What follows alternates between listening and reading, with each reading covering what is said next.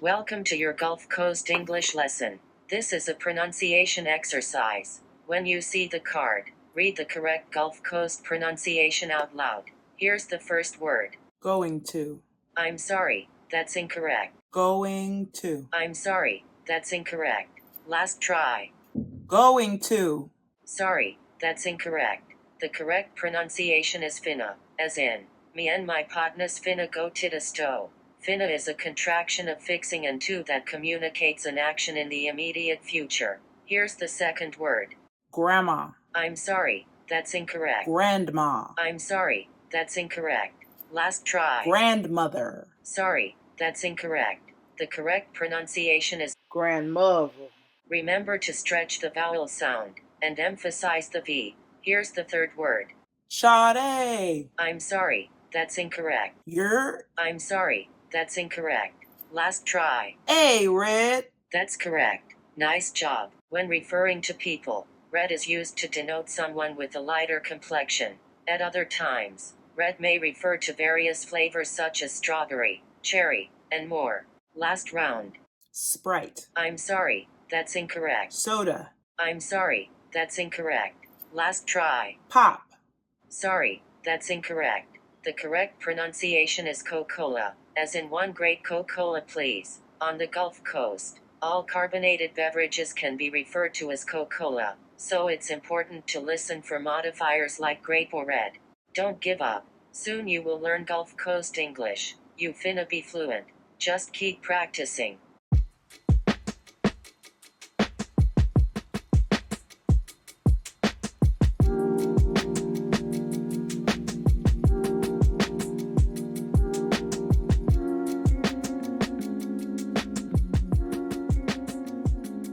Hi there! My name is Anastasia and I love art almost as much as I love Black people, so I started Black Star Reviews to shine a light on Black creatives in New York City and beyond. In today's show, episode 24, we are reviewing the world premiere of Bad Kreyòl, written by Dominique Morisseau and commissioned as part of her playwright residency at the Signature Theater. I'm sending my thanks to both Signature Theater and Manhattan Theater Club for providing my tickets to this co-produced show. Bad Kreyòl was directed by Tiffany Nichole Greene and stars Pascale Armand, Fedna Jacquet, Andy Lucien, Kelly McCreary, and Jude Tibeau. It's based on the playwright's experience of taking a trip back to Haiti for the first time in a long time and finding herself between two worlds. And for the first time in the history of Black Star Reviews, you won't have to just take my word for it. Throughout the episode, you'll see interviews with other theatergoers, people who were kind enough to share their thoughts with me on camera. So thanks in advance to Errol, Emerald, and Hollis. Be on the lookout for their cameos. What's your name? I'm Errol. Errol. Where are we? We're at the theater. What did we see today? I don't remember the name of it. I just know it was good. Hi, Emerald. Hi. It's nice to meet you today. You too. So tell me where we are. We are at the Signature Theater, yes, and we are here to see Bad Kreyòl. I think that's how you say it. Ooh, I like how you put that on there. I heard them say it like that, so I was like, let me say it like that. I'm Hollis Heath. I'm a writer, producer, and I'm an artist. And what brought you to the show today? Oh, it's Dominique Morisseau. I had to see it. No other reason? Well, I love, not no other. No, I mean, it's maybe Dominique. Somebody invited you. Wait, I asked you, and then you said I'm already going. Oh, you're right. You're yeah, right. Yeah. Okay, those are the facts. I see the shows. I see the shows. How did you hear about the show? Actually, my girlfriend is in a fashion show. I came to see her in the fashion show, so the play was actually the side thing. And actually, it was funny. My daughter, she called me about a week ago, and she said, "You heard about this play? I want to see a play." I said, "I know nothing about it." Yeah. And then my girlfriend told me that she was doing a fashion show. I said, "That sounds familiar." And then it all happened. Sounds like you were supposed to be here. Exactly. That's funny how that works. It is. We start every episode with a dedication to an artist's ancestor who indirectly or directly paved the way with their creative work. Perhaps the most famous Haitian author in the here and now is Jude Tibeau, And in all honesty, she was the person who opened the door to my understanding of the Haitian experience as being acutely different than the general diasporic one. Of course, all Black cultures have their own stories, but Haiti's is unique. It is the first free Black nation in the Western Hemisphere, overthrowing French rule and declaring their independence in 1804. This matters. Dictatorship following American occupation, an embargo, and during our lifetimes, a very devastating earthquake, also shapes the story of a group of people who have continued to assert their right to self-define. Growing up as a descendant of Southern Blacks, I wouldn't learn any of this, not even about the world's first free Black nation, until my adulthood. Until I read Edwidge, became curious about the context of her novels, and listened to my friends' stories from their own families and understandings. But I wouldn't have even known what questions to ask if it had not been for Edwidge. So when she says that there is a multi-generational triad that forms the cornerstone of Haitian literature, I lean in. Along with Jacques Romain and Jacques-Stephen Alexis, Edwidge names Marie Vieux-Chauvet as one of the greatest Haitian writers, and we are dedicating today's episode to her. Marie Vieux-Chauvet was born in Port-au-Prince in 1916 to a family of social standing. Her father was a senator. She had the privilege of receiving an education, and growing up, she wrote stories, poetry, and even plays. She was in her 40s when François Duvalier began his reign, around which time he had several of her nephews disappeared. And this is a cliff note of the violence and unrest that became commonplace during his rule. While Marie didn't align herself with any political writing groups at the time, which would have been difficult anyway, given her gender, she wrote a collection of 3 novellas that told the story of life in a regime of terror from 3 different points of view across social classes. The title of each novella forms the title of the entire book, Amour, Colère et Folie. Against the advice of her family, the book was published in France, and given the risk of violence, Marie fled to the United States, where she asked the publisher to stop printing the book. Later, her family would go so far as to purchase and destroy copies of the book that made it to Haiti. This made it obviously hard to get and rendered it an underground resistant classic. To put it lightly, the novellas are graphic in their description of the kinds of assault, theft, and violence people experienced regularly during the Duvalier regime. And the women characters in the text have the added complexity of trying to find agency against and inside of patriarchy, even while some of them are used as currency. In the Colère novella, a daughter named Rose is gifted to a government crony. He keeps her for 30 days, and in return, he gives back the land that was stolen from her well-to-do family. Escape through death or disassociation are Rose's most reliable routes to freedom. In Marie's case, life in New York City saved her from death at the hands of Duvalier, but not from hardship. She died young, at age 56, of brain cancer in Queens, where she'd been working as a housekeeper. In 2009, the work that initiated her exile, Amour, Colère et Folie, was translated to English and republished as Love, Anger, and Madness, with a foreword by Edwidge Danticat, reinserting her into the Haitian canon and introducing her to American and other English-speaking audiences. This tale of exile, return, and reconnection is echoed in Morisseau's Bad Kreyòl, so we dedicate today's episode to the Haitian writer Marie Vieux-Chauvet. May she be welcomed home.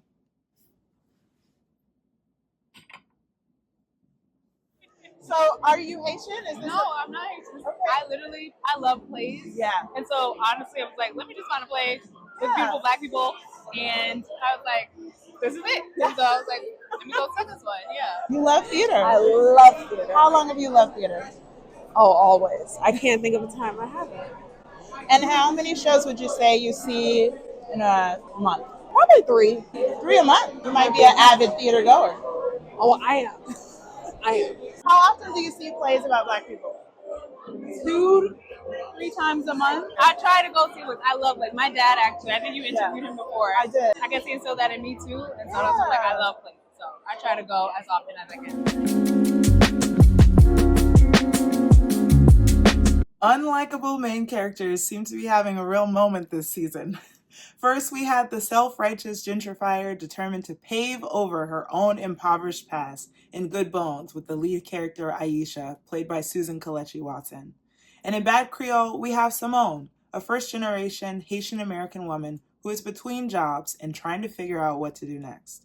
She's not sure corporate America is for her, and she's in Haiti on a soul-searching expedition.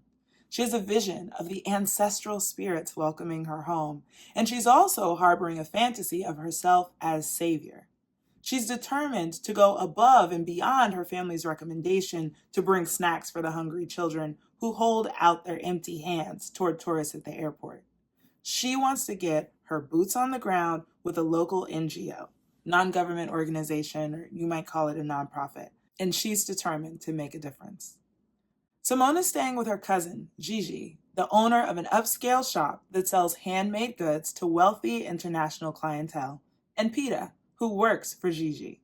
He occupies a unique role as both family and household staff, having been sent from the countryside to live with Gigi's family way back when he was a child. In the rest-of-ex system of Haiti, poor children are sent to live with wealthier families in the city to work as servants in exchange for food, shelter, and the chance at an education and a better life. Motivated by a promise she made to their grandmother shortly before she died, Gigi welcomes her cousin with open arms and hot tea, but Simone is uncomfortable from the moment she arrives. She doesn't understand how Pita is both kindred and on contract. She wants to take a shower at the times when the water is off. She's hesitant to go out dancing and admits she doesn't know how to dance compa, but she's watched a few videos on YouTube. Her Haitian Creole is useless for communicating or negotiating. Now, Gigi and Pita are forgiving, and they promise that they'll be able to help her become Haitian again in no time. See, Simone hasn't been to Haiti since she was a kid, and now, post-earthquake, Gigi is her only living family and her only Haitian home. Pita, who sees Simone's American ways as brave and self-authorized, is delighted to have someone new to spend time with, and takes Simone to an NGO he feels might actually be doing some good. There, Simone meets Lovely, a woman who's only able to leave sex work behind by working as a seamstress, using the studio space and sewing machine provided by the NGO, which also takes half of all the money that she makes selling handcrafts like pillows and laptop cases. Simone is thrilled that she might be able to transform Lovely's situation by connecting her with Gigi, which would allow her to sell her items for a higher price and keep the proceeds. She beams when Pita comes to her for advice about embracing his queer identity and living out loud. Simone sees everything through a just, unjust lens, and she somehow isn't forward-thinking enough to consider how her single-minded advice could cost Lovely her livelihood and Pita his life. In a culture where sex workers, former or current, don't deserve respect and where being gay is a crime punishable by death, live out loud, Simone says. Stand up for yourself. Be courageous. Meanwhile, Simone's biggest issue is an identity crisis, one she struggles to explain. Because how do you make sense of earning degrees and abandoning corporate jobs to people who've never had the pleasure? Things come to a head when Simone is faced with the danger she's created for both Lovely and Pita, and Gigi points out how Simone's frame of Western morality doesn't fit the full picture. Another character puts it more succinctly. Inserting oneself onto Haitian soil is the American way. Despite Simone's consistent blunders, her family keeps on holding their arms open. Gigi and Pita let her know that of the three of them, even with the language barrier and her lack of familiarity with life in Haiti, she is the person with the most agency and autonomy. Her lamented refrain that she's stuck between two worlds can be rewritten. She's welcome home whenever she chooses, and finding her way back just might help her find herself. I actually really enjoyed it. I love Dominique Morisseau's work. Yeah. I like shows about other Black experiences. Yeah. So I love that it was set in Haiti. I've been to Haiti. I like the conversation around what it means to come home and finding a home within yourself, and the conflict when you can't communicate with people who you should love and should have a relationship with, and the feelings of obligation that sometimes make it difficult. So I thought there were a lot of good themes. I feel like there was a lesson. Oh, there were so many lessons. Yeah, I needed a notebook. I was like, full. Yeah. Meeting people where they are, making space for the love that they can give. Or the one that sticks out is just being conscious of your perspective. Yeah. And that perspective comes from where you come from. Yeah. And being thoughtful around how you insert it in other spaces. About 3 weeks before Haitian Flag Day of this year, I was in the Rubenstein Atrium at Lincoln Center for Myths, the People Who Carry the Sky. It was somewhere between a show and a community circle, and it was curated by Fedna Jacquet, who plays Lovely in this show, Bad Kreyòl. I was there in hopes of glimpsing Dominique Morisseau because I had just watched another play she'd written called Sunset Baby, and I wanted to see the woman behind the work. I wasn't sure if I'd speak to her or not, but I hadn't prepared myself for what actually happened. Miss Morisseau pulled a Beyoncé. After being the highlight of the show for decades running, there was a point in Beyoncé's career when she stopped going to the BET Awards.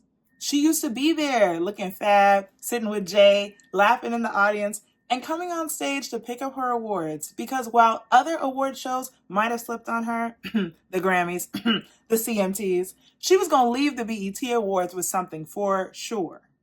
Sometime around 2011, maybe, I don't know what year it was, but MC Lyte kept saying, "Coming up, Beyonce." And I settled in, because they said she's performing. And then the time came, and they said, "Here's a video Beyonce sent us." And that was what we got. This was before Zoom, y'all. This was before people were just like, "Hey, sorry I can't make it, but here's a clip of my likeness." And I think it was her singing Ave Maria, which I did not enjoy at the time. Vocally, I have a lot of respect for it now.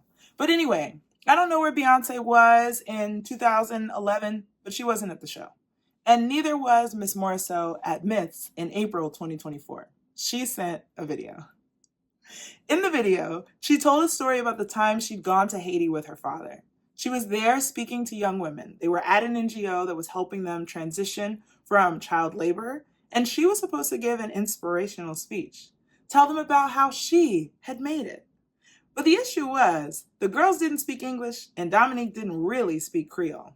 So her dad was translating for her. And as she's giving the speech, the girls, who had not been all that interested in what she was saying, were laughing at parts that weren't funny. Her dad had been adding his own jokes to the translation. Or at least that is my retelling of what I remember from the video. She describes it as a humbling moment for her and the inspiration for Bad Kreyòl. And I really respect the humility. I've experienced it myself. Travel can be eye-opening, especially when you're born and raised in the United States. You're told in a million different ways that you live in the best country in the world, that people die trying to get what you have, and that while the American dream might be haunting you like a personal nightmare, there are people on the other side of the globe who'd love to be in your shoes. The shoeless, starving children in Africa who'd be happy to eat the vegetables you push around your plate at dinner.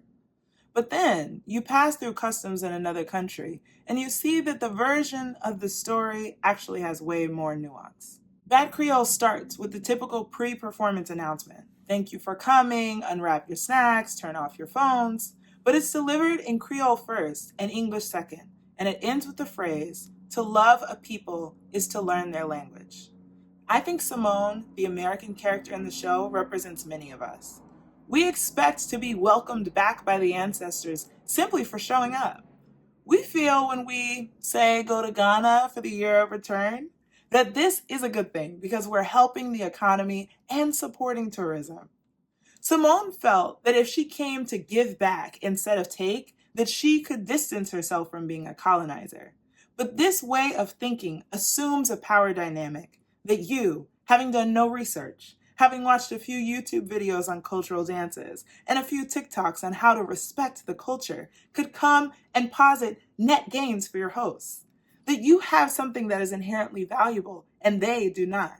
That an entire community of people want what you have. This is the thinking that creates fertile soil for harmful rumors about Haitian immigrants in Ohio to take root. that they've stolen their way into this country, moved in next door, and exacted their revenge by snatching up your pets. And because they'll be in poverty no matter where they go, they're feeding those pets to their families. 7 days after the Harris-Trump presidential debate, Haitian-American writer Roxane Gay wrote in The New Yorker, "When my brothers and I were growing up in Omaha, Nebraska in the 1980s, we were the only Black kids at our school, let alone the only Haitian Americans. This wasn't a problem until it was. When I was in 2nd and 3rd grade and HIV and AIDS began to ravage the gay community in the United States, a narrative emerged that Haiti was the origin of epidemics and a hotbed of disease, an island plagued. My brothers and I were classified by our peers as high risk by nature of our ethnicity. Kids would ask us if we had AIDS and we were going to die. They worried that they were going to catch whatever diseases we were carrying by being overly proximal. Throughout the years, there were other Haitian-related taunts about the age-old tale of Haiti's extreme poverty and people eating mud cakes. The way people understood and weaponized our Haitian identity was hurtful, and then it was annoying. And then we mostly became accustomed to the various stigmas, factoring it in as the cost of freedom. Little has changed between then and now. Every 5 years or so, there is a renewed effort to lodge ridiculous, deeply racist and xenophobic accusations against Haitian people. It feels disproportionate, given that there are probably only around 16 million Haitians on the island and across the diaspora. But it's important to consider our history. In the ensuing 232 years and change since the Haitian Revolution, the rest of the world has seemed hell-bent on making Haiti pay for fear of global Black liberation. The world is a dangerous place when we believe that good things are only available in limited amounts, that only some people are deserving, and that human rights are a non-renewable resource. There is a striking exchange in the show where Gigi is negotiating with Thomas, a Haitian-born international businessman. He's done well for himself to the point where he has a home in Miami by selling Haitian goods to Americans at extreme markup justified by his story and keeping a large cut for himself. You know, like when you buy black soap from Whole Foods and the back of the bottle explains about the women in West Africa who are paid a living wage to create the soap, and you feel good about your purchase as you walk by West African people selling black soap on 116th Street for a fifth of the cost? That's what Thomas does. When Gigi challenges that Thomas is exploiting others, he counters that A, as a fellow merchant, she's doing it right along with him, and B, if not us to do so, it will be us it is done to. In other words, we can exploit or be exploited. Thomas, who overcame his own childhood struggles as a Restavec, is content to exaggerate other people's stories of suffering in order to assign a value to their work, fattening his cut of the proceeds. Exploitation, as he says, is necessary. Language allows Thomas to be the go-between.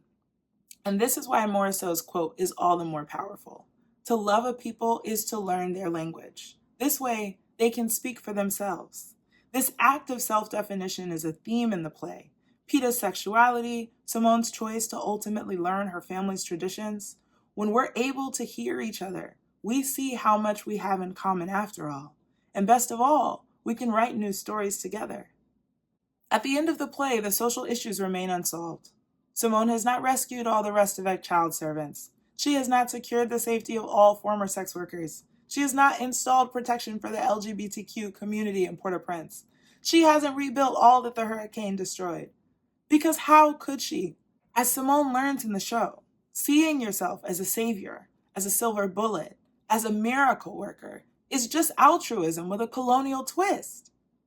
If to exploit a people is to share their stories for your own personal gain, and to love a people is to learn their language, then to liberate a people is to hand them the pen and write with them in their own tongue. Likewise, Fedna's curation for Myths, where I heard Morisseau share the experience of her humbling visit, aimed to tell a new story of Haiti. Fedna assembled Haitian American voices to collectively imagine a liberated future. For many, the stories of Lakai, or back home, are as close as they'll get to returning, rendering those stories that much more important. It's going to be this cycle of listening and speaking across cultures, across national boundaries, across languages, that will deliver us to self-acceptance, courage, and freedom. seeing ourselves in our distant cousins' human experiences, and realizing that stories bring us together and take us to a more beautiful future. I have the immense pleasure of closing my thoughts on this episode with a quote from my dear friend and a Haitian American storyteller, Arlene Elizabeth Casimir, in her children's book Back Home, Story Time with My Father. The boy dreamed of flying over the magical mountains. That's what Haiti means, mountainous land.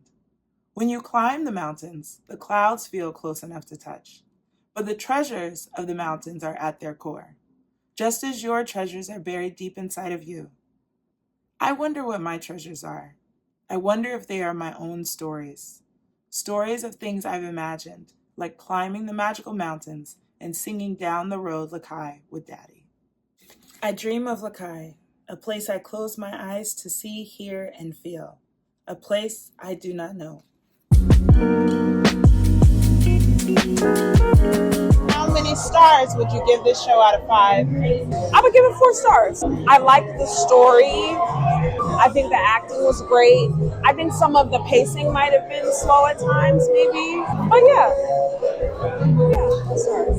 How many stars would you give this show out of 5? You know, I'm gonna give this 5. I thought it was beautifully performed and it felt authentic. He was so funny and like emotional. Like you could see the emotions in his face. Like when he was touching on things that were important to him, like his sexuality and being free. And it honestly didn't feel like actors. It just felt like family just communicating. We just happened to be a fly on the wall, or audience in the theater. And I'm learning too. So I would give it 5 out of 5. How many stars would you give this show out of 5? I would give it 4. To me, it was extremely entertaining, educational. The acting was great, and it gave some insights on other culture.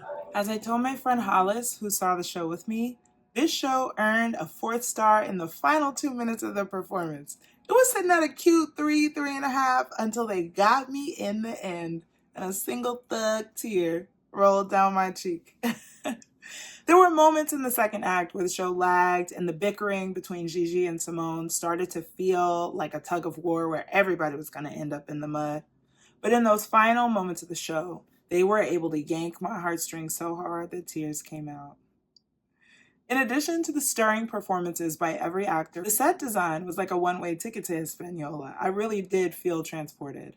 Framed by a landscape shot of a Haitian hillside speckled with candy-colored houses, Gigi's shop rotated to reveal the front stoop of the house, Lovely's workshop, and the corrugated metal of a roadside meeting place. That Gigi's house was 3-dimensional added something to the characters' entrances and exits, especially in moments of drama and tension, which, like I alluded to earlier, there were many.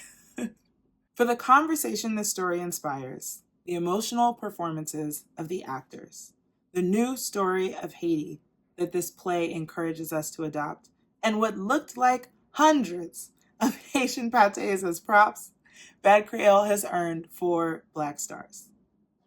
Come on out and see it. It's a good show. You won't be disappointed. It was very good. Excellent play based on the Haitian community. Yeah. And actually, I have some Haitian neighbors. I can't wait to tell them about it. Oh, wow. Yeah, I'm going to take them a card, show it to them. Yeah. And if you have to bring them here, I'll bring them. So What are you going to tell them about the show? I think it's going to speak to their culture, and not just their culture. They'll speak to Haiti and what's happened to Haiti in the past and how it's working in the future. Thank you so much. You're welcome. All right. Who to take? You have a Haitian friend. Take them.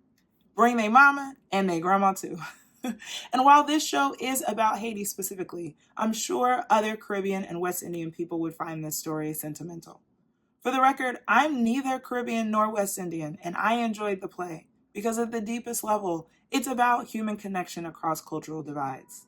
The skit at the top of this episode is based on my experiences going home to Mississippi and trying to sound like my cousins did, smooth and thick and brown like carob syrup.